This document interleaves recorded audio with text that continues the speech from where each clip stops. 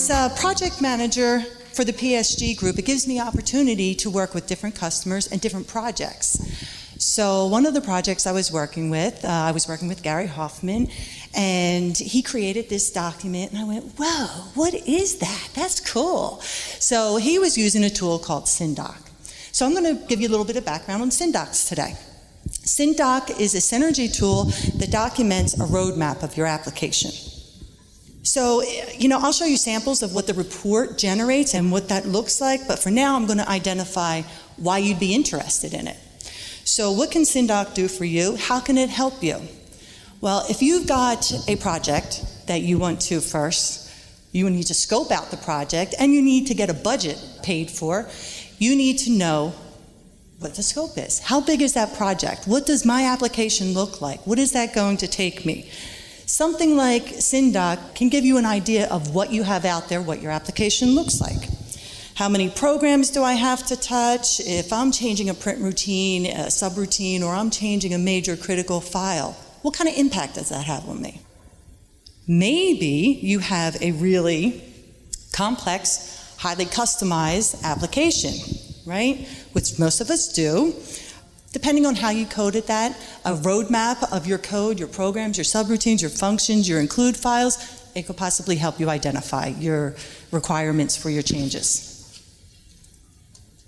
Or, not saying that anybody in this room has experience in their career, but maybe you support an application that's a little bit on the older side, that has zero documentation to it, just saying you might be in that position, and you might have to train new people coming on board. Well, probably you'd be a better person if you were able to give them some training instead of letting them sink like you probably had to do. But with Syndoc, it's possible for you to give them a list of all your functions that are out there. So if they're writing something new, they can look at existing functions and say, hey, there's already something written for that. I don't think I have to recreate the wheel. Here, I'll use that. So it's just a roadmap for you to look at so that you can do some training. It would be a great idea for that.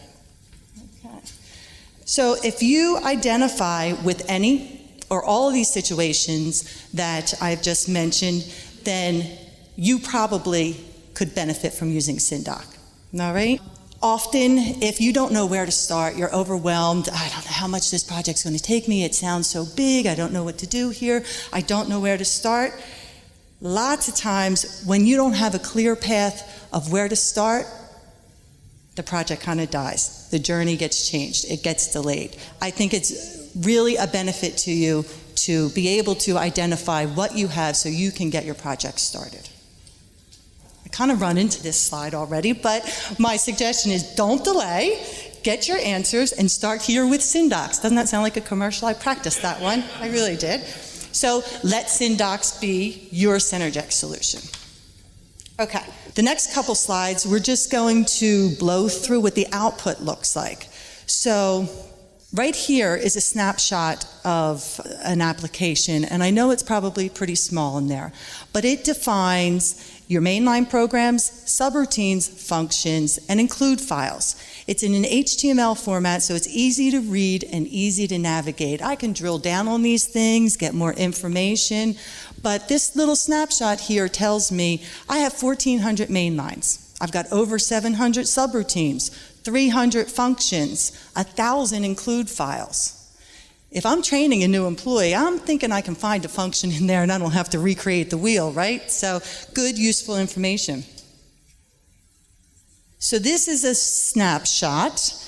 It shows you how you can drill in easily, but this is a snapshot of the mainline, the detail information it's giving you. So before I gave you an overall picture of the application, now I'm drilling into mainline data here. You'll see the comments. Hopefully, all your programs have comments in them that are worth anything. It will show you the include files, data files, the opened and access files, and routines that are called from this program. So, pretty useful stuff there. Drilling into a subroutine, it is, first of all, going to tell you what kind of subroutine it is. It's a stacked subroutine that can be important to you to know. It has comments, include files, the arguments, great thing you need to know. And really important stuff here, the routines that it calls and routines that call it. So this could really help you if making a change in a calendar routine. Hey, I'm making that change. How many programs am I going to have to go out and test? How many programs am I going to have to go out and touch? This is a sample of a function. This is almost identical to the subroutine, but it's a function. Really useful information to make some planning decisions, and hopefully there's enough data in there to say, hey, I really need to use that function. I don't want to recreate something. And the last one's an include file. Again, really cool detail in here because it lists the routines that use this include file. So if I'm going to make a major change to this data element in this file and I need to know all the places I have to test or all the places I may have to touch, you have it outlined here for you, no guessing. All right, thank you. If you're interested, we're here all week, so just ask us any questions. Thank you.